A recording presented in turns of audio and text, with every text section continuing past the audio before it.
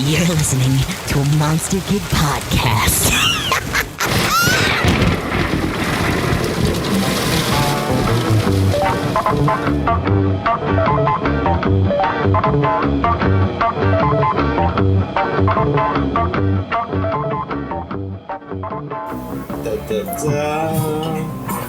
We can be heard now. Cody did not watch Her. He wanted to let us know right out of the gate. Well, I'm sorry. You're gonna have to. You might need to back out. We're gonna talk about it. Although, yeah, the movie's like 7 years old. If you wanted to see it at this point, Yeah. you would have done it. But we love you. Yeah, you guys can. Yeah, this time we did it right. You can hear us. All right, shall we? Yes. Shall we begin?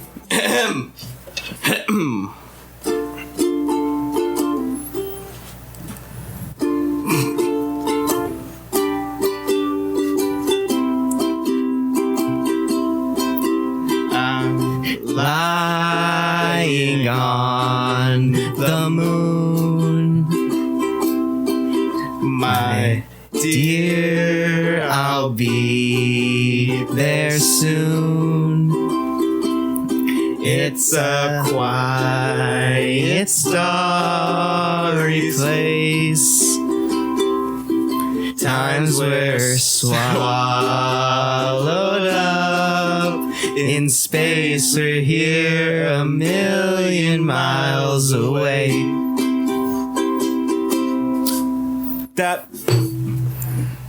Why did we do that? There's no real reason other than I had a ukulele and it felt weird not to. Now it feels much more weird to have. Sing songs together. U is for ukuleles. N is for nobody loves Joaquin Phoenix because he is so creepy. Okay, yeah. I love this movie in general. I want to point that out. It's not like I dislike this movie. I've been very adamant about my like for this movie. You both have always been very adamant about your like for this movie. Right. We watched Her, by the way. Welcome to Random Movie Roulette. We got real distracted. Who are we? We're Random Movie Roulette. I'm Lewis. I'm Mike, and I'm in love with my computer wife, Karen. And fuck you, fuckface shitheads. I'm Jack. I'm surprised that nobody's ever made like memes. Like the memes and the gifs of that character in the movie, sure. Yeah. But like, you know how like SNL did like that Joker parody with like the Sesame Street? Right. How has nobody ever made a parody of her with Plankton and Karen? It writes itself. Like I could see Plankton like in the pink background on the poster with like a little mustache. I don't think everyone would necessarily think about SpongeBob enough for that to happen. Too. But I bet you did, and it makes sense, and I'm sure it's really frustrating for you. Mike, Cody wants to know if you got a haircut. I did, in fact. Do you like it? I got it just for this special occasion of us being on camera again. Because we looked a mess last episode. I did. We had to clean things up. It was a fun week, I think, in general. Mike went with me to take engagement photos. I had to wrangle their dog while they pretended to look happy. Yeah, where Sarah would literally have to coax me into smiling because I don't like being I had to shout cunnilingus to you across the room to make you laugh. Yes, you did. Cody said, I don't hear too many people talking about Her since it came out. Is it underrated in the film community? I don't think it's underrated. I think it's kind of forgotten a little bit. I don't know if it's forgotten. It has like as far as like letterboxed fan followings, it's like, the fact that I said that is making you have like such a humorous reaction to that. That's the Mike-ist shit. Sometimes you just say like really Mike things. Yeah. No, but it's like this movie, it's like is beloved by a certain subset of people. I believe that. Well, yeah. But like, I think like, like the larger... For example, like we don't hear like film Twitter talking about it very much. I think it always gets brought up as like things where it's like someone will like share a screenshot of like, I don't know, one of the city shots and be like, man, this movie is beautiful. Like really, I never see that. So maybe I'm just, I feel like it's just kind of, it's remembered, but like as the joke of like, remember that movie about the guy who fell in love with his phone? I think that with like, people who aren't into movies and who haven't seen this movie, they hear the concept of this movie and they think like a guy falls in love with Siri. They think that the movie is about like this guy is like, oh, Siri, I love you. You're so beautiful. And then she's like, I'm sorry. I did not understand that. And then he's sitting there like, oh, she's so dreamy. It's like they think that that's what the movie is. And that's why they think it's stupid. Yeah, which is... I don't know if they necessarily funny, think but that's what it is, because they know Scarlett Johansson plays it. They just had her do all of the Siri lines. Not anything special. There was a trailer that we were going to play, so let's play that. What do you think about that?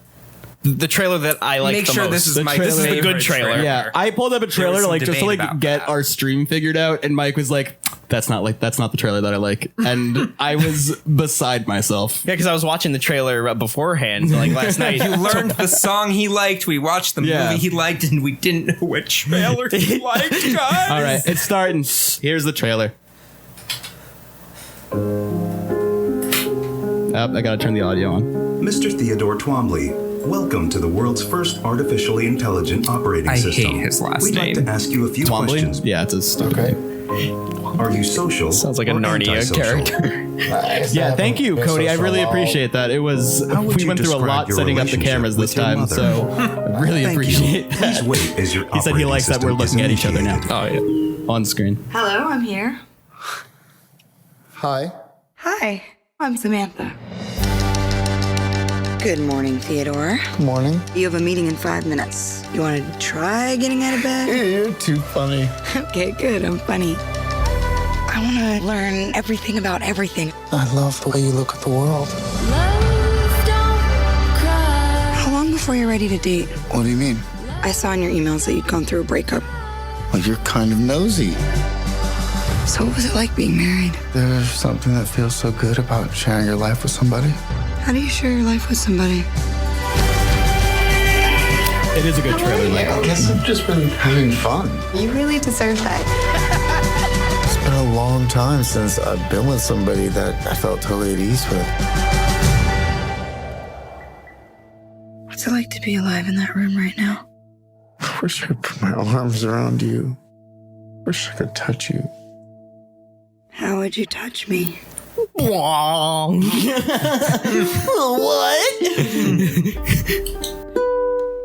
I'm lying on the Falling in love we just is did a crazy worse thing to version of do. this. It's kind of like a form of socially acceptable insanity.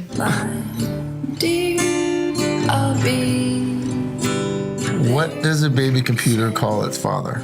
I don't know what. Dada. It's so quiet. It's starry place. Can you feel me with you right now? I've never loved anyone the way I love you. Me too. Safe and Now we know how. a million miles away. I mean, it's the whole movie is in there, huh? That trailer does just make it look so creepy, though, in the defense of everyone that's never watched it. Jordan said he watched the movie with his parents and that the phone sex scenes were really rough. Oh, it's auto playing something. Oh, God. Special agent We don't have the license for this. Oh, God. We're off that. Okay. Growing pains. Yeah. That was one of those trailers that, like, when it, like, before the movie came out, like, I would just, like, watch it on my phone while laying in bed. Yes. And just, like, I'd watched it so many times that, like, I had thought that, like, I had seen the movie before I had seen it. Like, I mean, I obsessed over it and I was really excited when I saw it. And then I left the movie theater. This was my freshman year of college that this came out. So I left the movie theater. I walked to my car, I got in my car, and I cried for 45 minutes. I held it together during the movie, but I got to my car and I was like a mess. It really got me. I did not have that reaction this time. Yeah. It did still like strike emotional chords with me. Because I was about to say, I was like, that story that you told us before, I'm like, that is like one of the most like the most like emotionally like vulnerable, honest stories that I've ever heard from you. And I'm like that's so like it's so personal and so sweet, and that you have that connection to the movie. This is such a young man's movie. It's a young man's fantasy. There's a lot to it. When you're like young and sad and lonely, it will really get you. Why is everybody looking at me? I mean, you're like the spokesperson for young and sad and lonely. It knows how to make you feel like a lonely piece of shit just like him. And I did. The first time I watched it, I found him very charming the main character. Now in a post-Joker world. Now that I've seen Joker and like this performance isn't dissimilar to his Joker performance.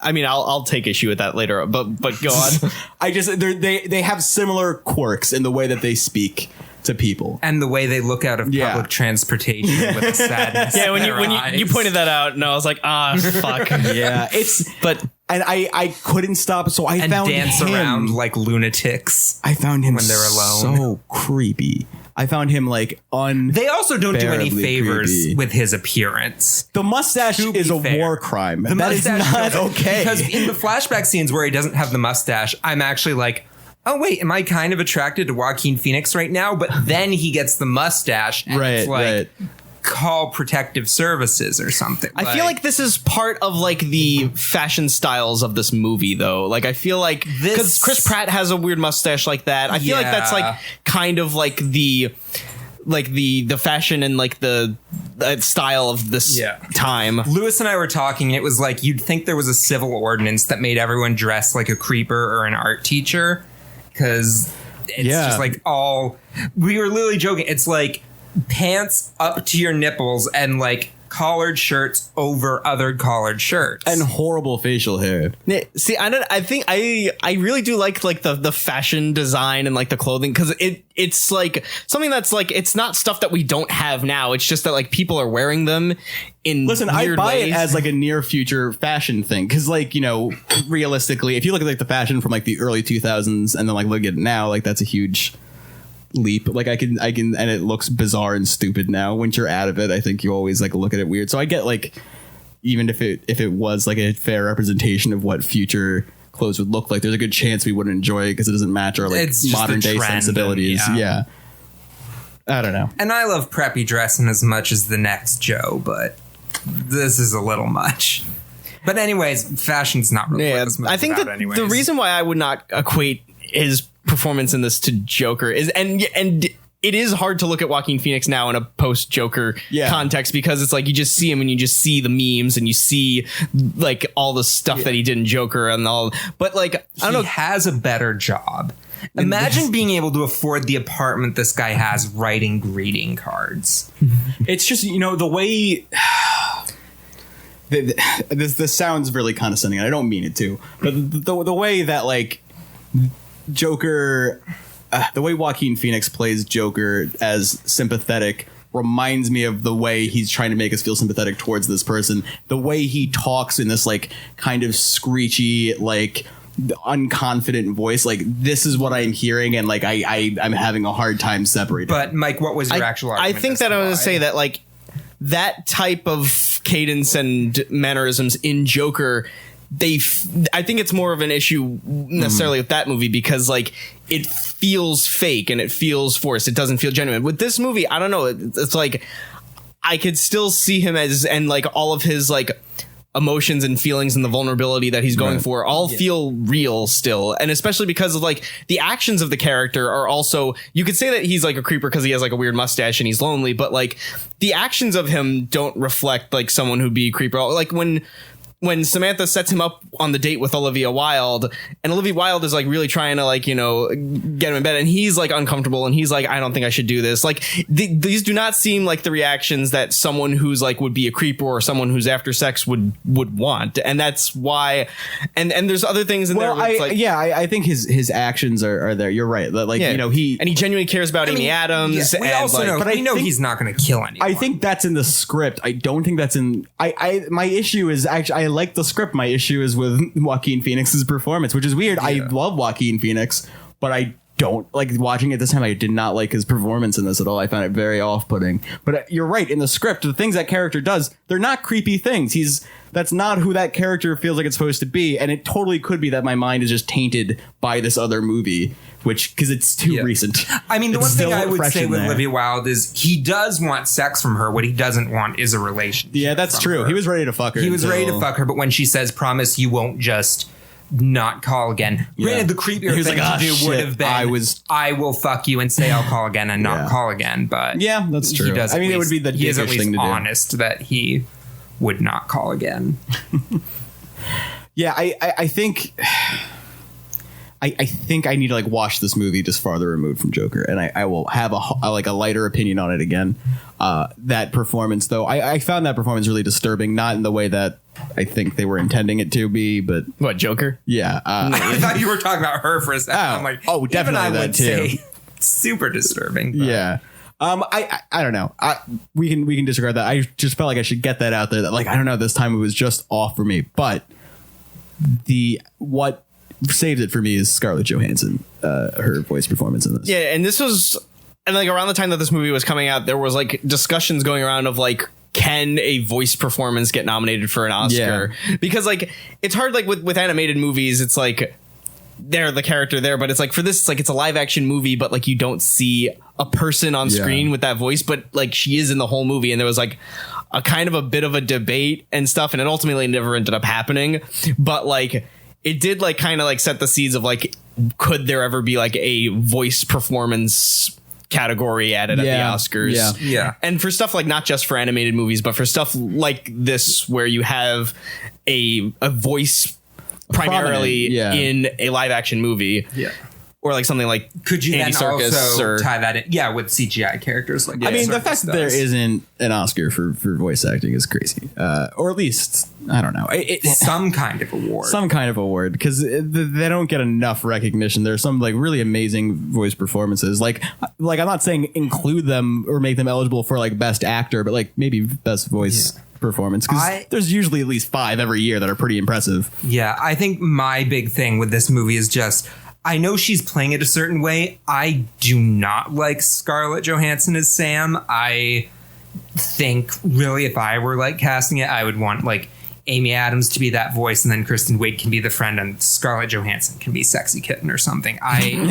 Just because like it is just, and I know it's supposed to kind of be like this because in a way it's designed to be what he wants and pleasant and nice and helpful, but like she does sound just kind of like a little like wafy, wispy, kind of like just extra girly, and not like an, oh wow, this thing is almost like a real person kind of voice.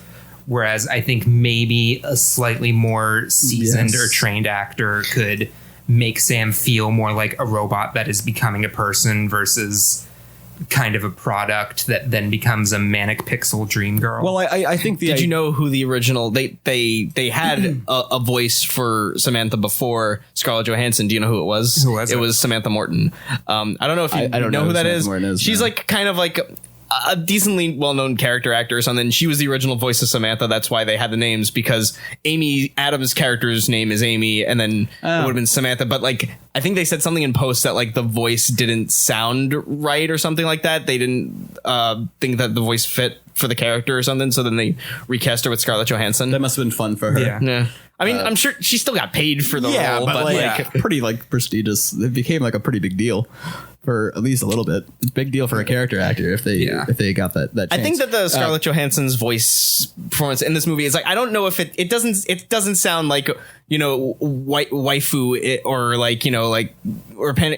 She sounds just like, you know, like a natural like person where she sounds like, hey, you gonna get out of bed or whatever. Like she has like kind of like a casual like delivery to like the way that she delivers lines. Like that's the thing about the way that it starts out, is that like it's not meant as like it's not portrayed as like a romantic attraction, even as it first starts out, or even once it starts getting to somewhere. It's more of like a casual workplace relationship that the two kind of have. And then they kind of, I don't know. I think they kind of push the one. It is just it's a short trip to voice. It's a pretty short trip to them being together. Like from the time that she's on screen to the time that they get, like, it's not, they don't wait very long, and like they're flirting like pretty quickly. I think like they push the romantic relationship in like pretty early on. Granted, you could say the defense, like, because she evolves so fast and processes stuff so fast that she could therefore fall in love so fast, I guess. But right, he of course also, but he has needs. Well, we have some voice acting opinions. Cody says voice acting is acting and should be normalized outside of a famous person recording for a day, which is fair. I think that they should be recognized. I think it would be a different category still award season wise. Yeah, I think that even what he means, they're just two different crafts. Yeah, I think that even what he means is just outside of the realm of awards possibilities. Yeah. Just like cast voice performances by like trained voice actors. Don't just like get like celebrities to voice animated said characters or anything. I really like Scarlett Johansson's voice. It does things to me that I don't expect it to. I swear to God, I did not find Scarlett Johansson attractive until I saw this movie and heard her voice like that. Because like I never like listened to her that much. I just like wasn't. And she didn't talk much in Iron Man 2. Voice that I don't like, which is like the main thing I knew her from. And like Under the Skin, she didn't talk much. Like I never like paid attention to her voice. I knew her voice primarily as the voice of Mindy the mermaid from SpongeBob SquarePants the movie. Oh God, that's right. I didn't. Wow. Every day you give me like new reasons to regret knowing you, and it's really special, and thank you for that. Mark H1995, I'm not sure who that is, but hello, says Chris Rock made a joke about voice acting at the Oscars. Needless to say, the voice acting community was pissed. I don't he remember said this. something like, he's like, I get paid $1 million to go into a recording studio in my pajamas and just say lines that I would say normally, but I would say them really exaggerated. And now I'm Marty the zebra from Madagascar. Yeah. And then I'm sure that was his process. That's fair. Yeah, because his role, it's like for that character, it's like that's all they really needed him specifically to do is just go in and be Chris Rock, be animated and be exaggerated like that. But like I can imagine that like, you know, there's a lot of other more nuance and portrayals of voice acting that, you know, are not that. Of course, though. Like that's I don't think he's trying to say like all voice acting is dumb because I can do it really badly. Like I was saying, look at the easy money that I can make because I'm famous and have a funny voice. Which, God, imagine being able to do that for money, for like just a stupid amount of money, just for being you. I remember someone had just made like some joke, like someone was talking about Jamie Lee Curtis and like her whole career and stuff, and someone was like, remember when she did absolutely nothing except poop yogurt commercials or something? It was something, it was just like some perfect fireback. It was like she had like no career and whatever, and she's like, do you know how well Activia paid? Oh my God. So well. She made fucking commercial campaigns pay better than like like, you know, like 50 Cent made all of his money with vitamin water. Like it had nothing to do with his music. That is not like where his money came from. It was literally his vitamin water deals that he's still rich. Yeah. I think he's still rich. Who keeps track of 50 Cent? Spike Jonze. Does he make a lot of movies? Because he has not made a movie since her. The last like real feature length movie that he's made was some Beastie Boys documentary that aired only on Apple TV Plus that came out like which to me means it doesn't exist and I don't care. But since then he's he's mainly just like he does a lot of music videos and a lot of like short films and stuff like that. But like Being John Malkovich adaptation, Where the Wild Things Are, and her, I think between her and Where the Wild Things Are, I think that like these are the two eras of Spike Jonze that like he really knows how to capture just like the feelings of like of loneliness and like feeling like you're an outsider and like but also like incorporating ways of like coping with that and feeling optimistic and joyful in the midst of, you know, feeling like you're also just kind of like alone in all this. And that's why I think this and Where the Wild Things Are really strike with me.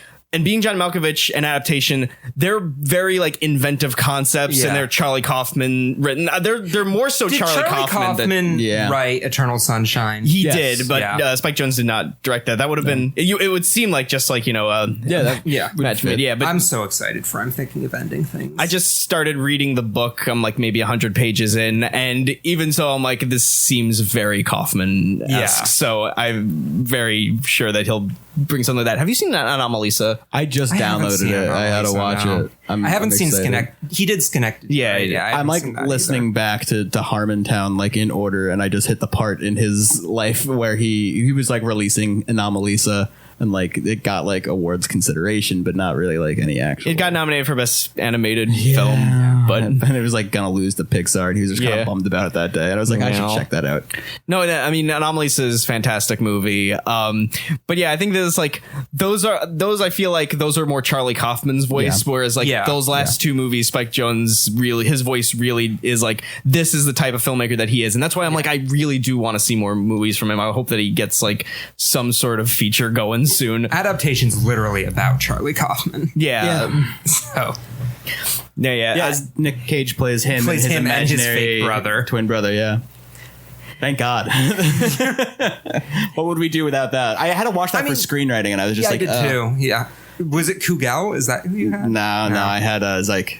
Yeah, let's watch it too. Jordan's Nicolas favorite. Cage is actually in good movies, though.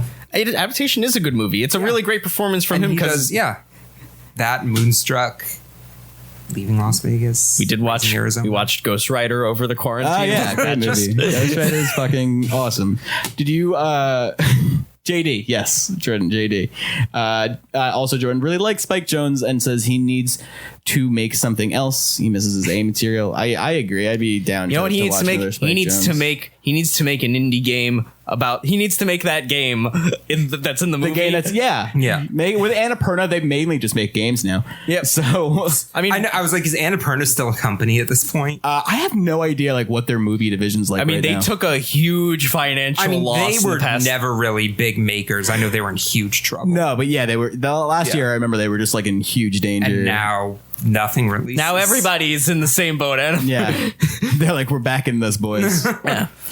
But yeah, like the way I like, Lewis said is like that video game that's in this movie is like, that looks like a game that Mike would like, where it's like, it's just both like, video games. This movie I think are great. I want to earn some mom points.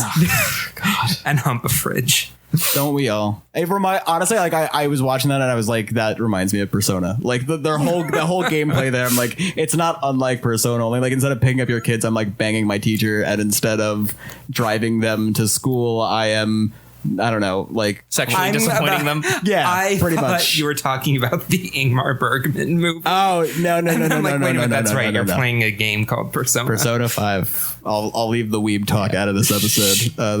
That's my one for the day. Yeah. You know what I did find fascinating about this movie and its portrayal of dating in like this modern world is that like it's like nobody's dating their phone literally. Yeah. But like that concept is not too far off from like kind of where we are right now, where it's like dating apps and stuff. It's like you have to form an emotional connection with a person through the phone first. Yeah. And then that's how, and then to be fair, while I'm not dating my phone, I am in an intense sexual relationship with my phone. That's also, it's like, that's the other thing that this movie kind of grapples with is like, how is this different from like, you know, a long-term relationship or like a long distance relationship? Yeah. Because it's like the concept of like just not being able to see someone or be with them, but basically like relying like on the phone talk. What's going on with you right now, Jack? That's been my entire life. That's the thing. And that's what this quarantine has taught me is that like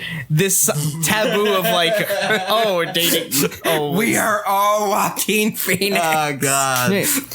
Yeah, but that's the thing is that like this, and I don't mean this in like the type of like a Black Mirror-ish. Guys, like I danced around with my phone with Jason on it. See, it's not a weird thing. Just embrace your male sensitivity. It's not creepy. I don't have a problem with being sensitive. I'm gay. My problem is not with the things that his character does. It's just the way Joaquin Phoenix is as a person in this movie. He made a choice, and I hate it, and I hate everything about it. And he looks like he's gonna do something bad. I don't know. You know what, Lewis? Appearances aren't everything. Appearances are many things. Not to a phone person. Phone person. So you better love us, phone people. Yeah. That's the thing. We're forming an emotional connection with our fans through their phones and not even meeting them in real life. Wasn't there like a movie like about like a series? It came out like last year or 2 years ago. About like a Siri that like went off the rails and like fell in love with you're talking about Jexy. Yeah. What the fuck? Okay. Sequel to this movie? I didn't make that up. That's a real thing. No, that's a real thing. I remember because did it come out? I was watching this yesterday and I was like, we got to do Jexy after this.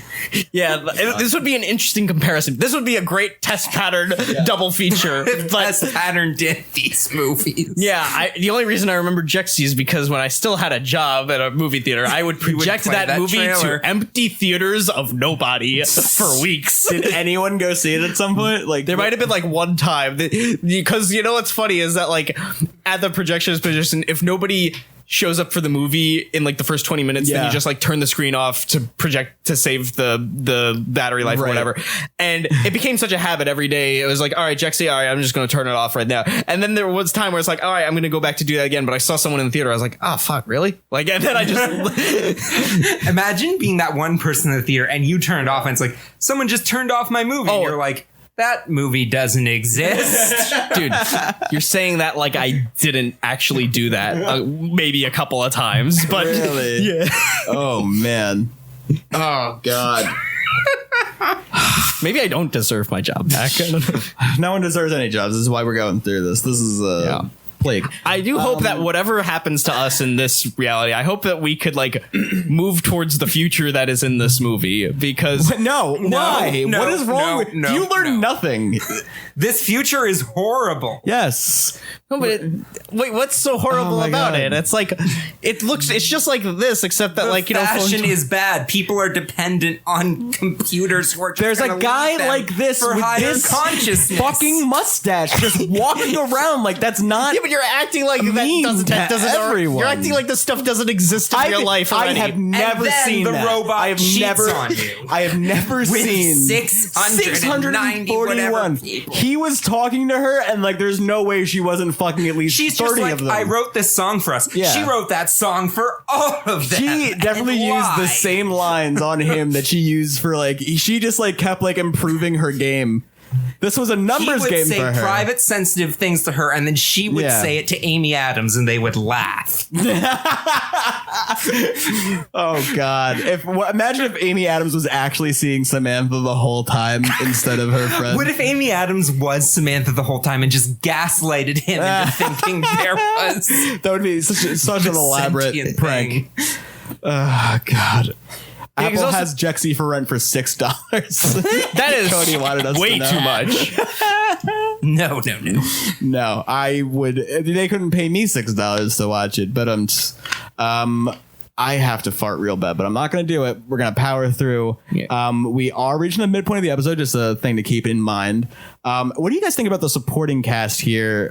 Amy Adams plays a person apparently, and I don't know how I feel about the character. I can't get a read on this one. I like it. I like the character and I like their dynamic with. I really like to think they're just friends. I like to too. Yeah. Yeah, because there was that line where where Samantha asked him, she's like, did you and Amy ever date? And he's like, there was like maybe like a second in college, but it never became anything. So it's like they that's the thing is that they do have just like kind of a mutual platonic relationship. Yeah. And I think that shot at the end when all of the OSs go away and then they're just kind of left with each other, I don't take that as like they are now going to be romantically together. It's more just like two friends like comforting each other in like this moment where they both lost. Like Sarah took it as they were going to commit suicide. Yeah, Sarah was like, are they going to jump off the building? I was like, Amy Adams is dressed like shit and he just wrote a note. So. Yeah, Amy Adams looks like she's ready to jump off a building for this entire movie. Granted, she's in a bad marriage for a good. And Joaquin Phoenix looks like he's ready to push someone off of a building. And fucking Rooney Mara's the one person we can all agree. Yeah, like you're saying, like stable. Yeah, in the early 2010s, there was no one who I was in love with more than Rooney Mara. She was like the Greta Gerwig in my life. More stuff still. I don't know why she's not in more stuff. No, yeah, but she does come in as like kind of like I don't want to say the voice of reason. She's almost like an AI racist in this movie where she's you're in love with your computer. She's a human supremacist. She seems pretty. It did seem like she was coming at him more so from the fact that they have all this baggage from their own relationship. She's like, oh, you couldn't handle my real problems, so you're going to date a computer person. Which I don't think that it necessarily. You know what? There's it wasn't helped by the way Sarah Connor. By the way, he was like describing the relationship too. He was like, yeah, it's really nice not to have to deal with a bunch of people's like emotional bullshit. Like it's like as if that wasn't like super pointed towards her. Like, it was like a very aggressive statement. It's like almost about as sensitive as when Sam says, "Wow, thank God I'm not going to die someday." Oh, I like that moment. No, I mean, it's great. But yeah, it's also great. I think that a lot of like the like confrontations that a lot of the characters have, it's like they'll say kind of shitty things to each other, but like it's not treated as like some monumental, like, how could you say that to me? Sometimes it's just like they just like kind of like talk it off like, hey, don't worry about it, it's all right, don't worry. I like that moment when Chris Pratt was like, that's all right, don't worry, we're all just a bunch of stupid humans, we're all gonna die. It reminded me of like the way that you would say it or something, like, yeah. I am the Chris sex Pratt. scene, I guess we should talk Oh, about. yeah. The simulated The point sex where I had scene. to turn the volume down on the movie. I have a question for you guys. What do you guys think? How do you think Joaquin Phoenix disposed of his cum after that? Do you think? Let's see. He didn't seem to do any catches it planning. in his own mouth. Oh, I was talking about with Isabella, but you're talking about the voice. Oh, yes. there. Okay, Well, so we we can should go talk through about both of them. both. Yeah. Okay, let's talk start about with- the first one where it's just dark voice. Dark voice. He's not even looking at anything. No, he's eyes closed, Imagining. humping. Although he was into his hand, imagining I the think. pregnant woman. Pregnancy fetish. Yeah. Well, that was when he You was. know what, though? People have specific fetishes. I guess I appreciate that they're being candid that this guy has one. Okay. All I know is he laid down in that bed, he started masturbating, and he did not have a plan. And I feel like you need to have a plan because tissues, where are tissues? A sock, a fucking, I don't know. A This cup. future has no need for cum disposal. Yeah. the sheets just like take it. And Again, dispose remember, of it. he writes notes and lives in a penthouse. Yeah, But I do like that he just this sleeps. Yeah, like the I guess the sex scene with Samantha, it is kind of like the sex scene with Choke Me with the Dead Cat Girl, where it's like he's laying in his bed listening to a voice on his phone, and he's trying to have some sort of sexual attraction, and it's just not there. Like he's thinking about like the pregnant woman and all these other things, and it's just nothing's there. And then like with Samantha, it's like just pure them together. But that is also one of the things, I guess another thing I was going to say, just when you were talking about how great this world would be, it's like people have to hire someone to write letters for them. Yeah.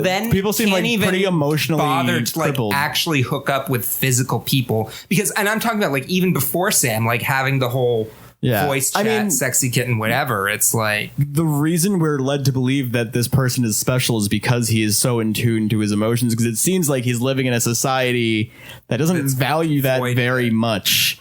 Because they're outsourcing their love letters to these services, and they hook up. They just have like these very brief mutual masturbation phone sex sessions that like seem to happen super quickly and super casually and like without any real effort. And what's different about him is that he gives a shit and he cares and he can emote and has emotional intelligence unlike everyone else. Yeah, it's also kind of, I know that like in Japan, there's certainly like a lot of like these kind of like, I guess like sex chat rooms for people who are like not having like, I guess like sexual encounters or something in real life or something. Not because like, they're sad lonely, but a lot of the times it's just like the work ethic in that country is so fast and fast paced that they don't have time for emotional relationships. Filmed this in Shanghai, and it does seem to be like with most things like Blade Runner, like there's a lot of like Asian cross with Western cultures in whatever future LA looks like. And it's like a walking Uniqlo. Yeah, but speaking of Blade Runner, like the Isabella sex scene where Samantha hires a prostitute, she's not a prostitute. Like he asked her, he's like, is she just a prostitute? And she's like, no, she's not in it for money.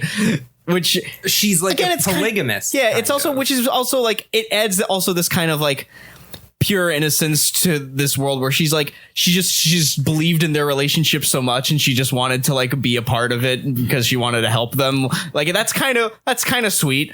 But then like it kind of mirrors that 2049 sex scene where like the AI woman kind of merges with the human prostitute, and it's like blurring the lines of like sexuality of like the human and the AI. And the way it does in this movie is that like, because when he sees this woman who is clearly not Samantha, and it's like he could detect like the insincerity in it, and that's why but it is different because in Blade Runner it's two machines and a human. Here it's two humans and a machine. Well, yeah. I think using a machine, ironically using a human as a sex toy instead of. It's interesting bringing those two scenes up because they handle it very differently. Like a lot of, I feel like this scene is not played for a comedy, but played for like this really uncomfortable. It's made almost like a farce, and then in 2049. It's very emotional and like very I felt like way more impactful. But I guess what I would say in defense is that it's each protagonist wants something different. Yeah, no, that's totally true. Definitely finally wants her because he's also had basically we don't know how long he's had Joy. He's probably had Joy for quite a while and they're like ready for like this. Whereas he's had Sam for like a few weeks and it's all still kind of new to him that this is a thing. Yeah, and I think that in Blade Runner, the way that scene is shown, like I think that I really do love like the subtlety and like and the wordless visual representation of like the AI and humanity. I mean, there's like no the blur question between that it looks better because there is. But I think in her this scene, like it kind of like directly confronts like the outright like themes and messaging of something like that in a way that is more like developed and like delved into. But like I think it's like they are like a perfect companion to each other. I think that's a good test pattern episode, if any. Her and Blade Runner 2049 doesn't fit with their whole thing. Blade I would Runner 1, just Blade Runner 2049. I love forgetting Blade Runner 1. I know you're not a big and Blade just Runner moving on with fan. my life. I think we can kind of wrap up our discussion on this. Do we have any like more points you really want to hit on? I just say that this and I would say Frances Ha and Inside Llewyn Davis, those are my three favorite movies from 2013. And I think that there's a really interesting like comparison of all three of these movies dealing in some way with like feeling isolated or alone in some way. And each movie dealing with the ways of how to cope with it. Inside Llewyn Davis is very kind of self-destructive. And I feel like her and Frances Ha are more like optimistic, even though there's like, in the face of adversity. And I think that there's like, I think it just says something about maybe where I was in the time of my life in this year when these movies came out. And maybe even something about where I am now that these three movies still really kind of hit a chord with me in that way. So I don't know. I think this is a really special movie, and unlike you, where it's like something about it for you made it drop a little bit more. For me, I just kind of feel more like attached to and more pulled in by the movie more times I watch it. It's great. Yeah. Jackal? I'm glad I can finally say that I saw it, and and I'd known the plot of it for a while, but for some reason, I always imagined the scene where the AI left like a bunch of lights like floating into the sky, like somehow they actually turned into energy and like went off to become balls of it or whatever. You're describing Scientology. Yes. Yeah. Yes. But it was good. I was pleasantly surprised, I guess, just how easy it was to kind of slip into this movie and how well the comedy blended with the drama of it. And it was good. Is it my favorite thing ever? No, but is it, Eternal Sunshine of the Spotless Mind? Also no. Yeah, see, that's why Mike was very I was scared to death because I know I'm like, Jack has no emotions, so he's not gonna like this movie. I don't tolerate these sad people nonsense. But no, I think if nothing else, the alien fuck you boy the alien enough to make me say, okay, at least this movie knows. Yeah, it definitely doesn't take itself too seriously. And it is Spike Jonze who does like all the Jackass stuff, and he does Jackass. Yeah. Oh yeah, he's like one of the if you watch any of the Jackass movies, it shows just him like behind the scenes, like on the set, like just kind of like laughing at, or he's like kind of conducting a lot of the things. I think he's definitely in one of those Bad Grandpa sketches in one of those movies. He's got like his balls hanging out in one of them. Yeah, it's like the joke of it, like that. Like he just had like Oscar these huge nominee fake balls. Spike Jonze. Oscar-winning Spike Jonze. Which did he win for? Won the screenplay for this movie. Good. For this one? Okay. That's earned. I think it's probably a great script. I would love to imagine if we thought Johnny Knoxville was a genius, guys. Have you seen The Ringer? Cinema. Unfortunately, yes. All right, we should get to wrapping things up. We do want to shout out the Monster Kid podcast community. Check it out. The MKPC, we got a whole bunch of great fucking shows. Test Pattern, Bloody in Love, The Blood Buddies, fucking Thematic Elements, my other show, The Gory Picture Show, Crappy Madison, a whole bunch. And I'll probably do an insert for this part for the actual recorded episode. But definitely if you are watching this stream, definitely go look at our what we have to offer. You can find the page through ours. If you go to twitter.com and type in @RM Roulette, you'll find us, and you can find all of them, and they're fantastic. There is a MKPC Twitter account, and I can't think of the name of it, so I'll put it in the insert I put here. But we don't really have a whole lot of movie news to talk about. We do have one particular news item, though, that keeps coming up. We're never seeing a movie again. It's the one movie news bit that will continue to haunt us. Oh, my God. It won't stop. I feel like I'm in the worst Groundhog's Day ever. I just want a movie. I want one movie to know that it will come out, and nothing will, and nothing's going to, and we're never going to a movie theater again, and everyone's disgusting, and Florida's bad. Fuck you, Florida. Their whole state is bad. Just do what you're supposed to do. Just listen to doctors. Florida's fault, to be fair. It's not just Florida's fault, but they're not doing good shit over there. And fucking the South is just not doing great right now. Can you guys just stop, and then we can go back to normal? We can go to the movies again. I think the problem is the South probably wants to go to the movies more than anyone. Anyway, fucking New Mutants got delayed again. By like a little At bit. this point, it's that and the Avatar sequels. It's like, this is not a byproduct of these are not a byproduct of the COVID-19. No, New Mutants is. They're definitely trying to just dump New Mutants out. They need to. They needed to do it before this. I don't know why they think anyone gives a shit, or they're going to make money. This is the issue, is that they can't put it on streaming before it goes to theaters, because they made a deal with HBO. So they can't put this on before the whole thing. Fox made a deal with HBO for the streaming rights for New Mutants. Why don't they just let HBO? Well, that's right. Because then they'll Disney. And they'll get literally no money if they do that. They have no reason to do that. They might as well just say, like, there's no, like, they're not going to benefit from it. Like, the reason they would put it on Disney Plus is, we'll drive subscriptions, but like, they're not going to put it on the competing service. Yeah, and then also it's like to let that happen. And that's why I feel like everybody's saying like, theaters are gonna die and they're never gonna come back even after this. I'm like, there's a part of me that wants to hope, just not only just because I want to still have a job, but like I also want to just go into movie theaters. No, and people want theaters back because they want something to do. No, yeah, but it's also like, I feel like this idea that like streaming is gonna be like the primary distribution for movies. I'm like, how do you expect to make back $200 million on streaming alone? It's like you need theaters for that, and that's why I feel like that's why I'm feeling like these scare tactic stories of like theaters are going to shut down. I'm like, I don't know if that's entirely going to be true, because it's like they kind of need to exist if they want to still keep making these $200 million tentpole movies. The weird thing though is next year there's already X many movies that have been shot and filmed and are slated to be released, and then you're going to have this whole haul.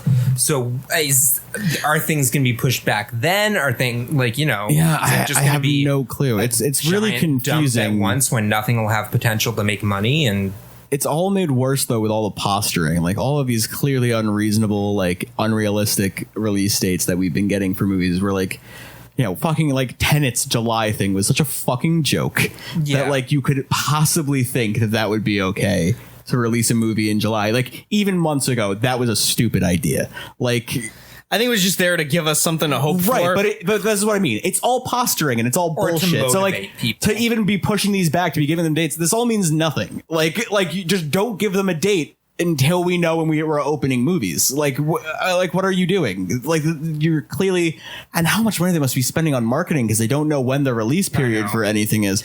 And none of it makes sense. How much money do you think it costs a marketing guy every time to go in Photoshop and change the date on all the posters for all the movies? Oh yeah, the Photoshop industry is booming right now, I'm sure. Have you seen all the terrible movie posters that have come out since all of this? For what? Oh god, I can't even think of the name of that fucking Steve Carell movie. Like it's a lot of like new like direct to video movies. Like it's just like people in front of like solid color backgrounds, like looking like slightly disgruntled and like shrugging and like looking off to the side, and with the text of it's just so bland and boring, and no one's trying because they can't get anyone in a room to just take pictures. Well, I hope you got that out of your system. But it's like, yeah, but today we got news that both French Dispatch and Mulan have just been removed from the release schedule. Like they didn't even try to set a new date. I don't pity that. I don't give a shit really that much about either of those things. I'll watch Mulan when it comes out. I'll watch French Dispatch when it comes out. I think that's Wes Anderson, right? Yeah. You have no interest. Not at all. Maybe. I've only ever liked Grand Budapest, but it seems like it's I haven't seen that one, but I've yet to see it. Yeah, Grand Budapest is a banger of a movie. Yeah. I guess Moonrise Kingdom is all right. Whatever. I would have thought you would love that movie. Movie about kids looking at each other's dicks. I would have think you would love that. Just Big Mouth. Only when Big Mouth does it.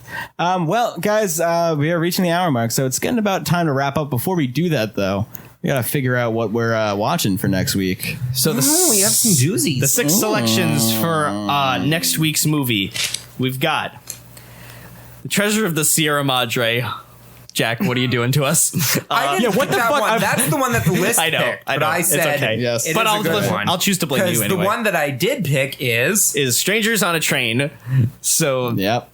Number 3, which didn't we cover on the show? No, we did Notorious. No. Yeah. Different black and white Hitchcock. And we got number 3. This one's Atlas Shrugged. This is that's the booby prize of this. Yeah. Of this. All right, number this 4. A returning favorite. We didn't do an episode on it, but Justice League. We did a commentary for it. It's on the YouTube channel in private right now, I think, though. Yeah. But yeah. Number 5 is Dogma. And then number 6 is a movie that we did do on the show, but it is so long ago in the recesses of our history that I think it's time to revisit it. And Lewis, we were giving each other our host picks. And Lewis still hasn't seen this movie yet. Never. So Harold and Maude. So run them back for us real quick. Run them back. Treasure of the Sierra Madre, Strangers on a Train, Atlas Shrugged, Justice League, Dogma, and Harold and Maude. And the winner is Roll that eyes. Everybody knows it's Justice League. We gotta do Justice League again. Jack and Mike have to watch Justice League again. I cannot watch this movie again. I refuse. You know what? I will watch it again when the Zack Snyder cut comes out. I know. Can't we wait for the Snyder cut? Honestly, we're jumping the gun on a Justice League episode at this point. We can do another one when the fucking Snyder cut. Wait, no. We're not going to want to do it again. We just stop. Let's just review the bad one. We'll get the better episode out of it. Steppenwolf. So we're going with it. We're going with it. I think we have to. I think there's a reason for this. Also, we're live. We can't go back on our. We can't change. We can't. Our integrity will come into question. I just thank God it's not Batman versus Superman director's cut. Jordan just put in all caps, "Damn it," in the chat. He's not even on this show and he's mad about it. I appreciate your sympathy, Jordan. I've seen this movie with you and joked so many times. I don't even think I need to watch the movie again for next week. I think I have now seen this movie more times than probably Wonder Woman or Shazam, which are both the superior movies. This is incredibly funny to me. Cody's stoked about it. Oh yeah, so fucking all right. That's next week. This will make it. Don't you love season 3? This is the best year of our lives. The DCEU movie that I've seen the most times. Hooray! What a beautiful start. Yeah, you know what? Now that I think about it, it is for me too. Like, oh man, even though it is definitely the worst one, probably. Yeah, I saw Birds of Prey twice, but this is the third. Yeah, I'd probably agree. This is probably the worst one. Well, we're gonna have a fun time with it. Maybe I'll also bring back that Justice League commentary for people to hear. Or we can maybe release them side by side. Let me know if you guys would be interested in that at all, because I never pulled the audio and I could pretty easily. So we can get that up for you guys. Maybe just for patrons, because we love our patrons. So we need something for them. We need something for them. They're not gonna want to look at our ugly mugs more than they have to. Anyway, guys, where can everyone find you? Jack Patterson on Letterboxd, Jack on 35mm on Insta. I am RMR Cyborg Mike on Twitter and Instagram and Letterboxd, and I write for beforethecyborgs.com, where I've written reviews for movies when they used to come out. It's been a little slow there, but yeah, it's also been slow with Crappy Madison. We haven't been able to record anything new with that yet. But I did record an episode with the Blood Buddies on Tammy and the T-Rex, which is still up and still new if you wanted to go take a listen to that if you haven't done that yet. And I had an episode on Lewis's show, The Gory Picture Show, Color Me Blood Red. So yeah, you're all over the MKPC, man. You're fucking, you're getting yourself out there. Leapfrog. What about you, Jackal? I already did mine. Well, I wasn't listening. Okay, are you happy? You called me out. We're live. Thanks for that. You can find me on Twitter at Louis J. Otero. You can find me on Instagram at RMRouletteLewis. You can find us all on Twitter at RM Roulette. You can find us on rmroulette.com. You can go to patreon.com/rmroulette to find us. If you are listening to the recorded version of this and you wish you could have watched it live, Thursdays probably, but really just keep an eye on our Twitter and go subscribe to us on Twitch, twitch.tv/rmroulette. Question, Michael? You had a question? are we going to be moving to bi-weekly now? Is that something we should announce? That is something we will address at a later date on the thing. That'll probably be it, but it probably won't be that regular of anything. We're going to try and record this when we can. So if you want to know when we're doing it, my suggestion is please follow us on Twitch and keep an eye follow on us on Twitter. Yeah, that's the best way to keep up to date. If you just have us on Facebook, we do not update it because we're young people. So we'll figure it out. But Twitch, that's what kids use. It's popular. And we're going to try and figure out a way to stream this also to YouTube at the same time. We're not quite there yet, but I'm working on it. The technical everything of this show will get slowly better, but you can also go to youtube.com/rmroulette and you can find recorded episodes. That's where we'll be posting them, maybe some other bonus clips down the line, but that's where you can find the full episodes of the video and everything afterwards, edited with some better audio. Twitch does save our streams, but YouTube will have the kind of more refined version of it afterwards. So look for that in a few days of this, and you can find our previous episodes and subscribe to us there, because why not? You'll get notified. Just make sure you're keeping up to date. It's fun. We're trying to interact with you. We love you. Don't make us feel weird about it. Anyway, we'll be back next week with Justice League. Thank you guys so much for tuning in. If you're watching live, if you're watching at home and later and in the future, thanks also. But maybe consider checking it out live, because we have a great time with Cody and Jordan and everyone who happens to pop in. It's always a good time. So thank you all very, very much. Thank you to Cody and Jordan for tuning in. Thank you to Jack and Michael for dealing with me figuring out tech stuff this week. And I'm sorry for everyone for having to hear us sing the Moon song.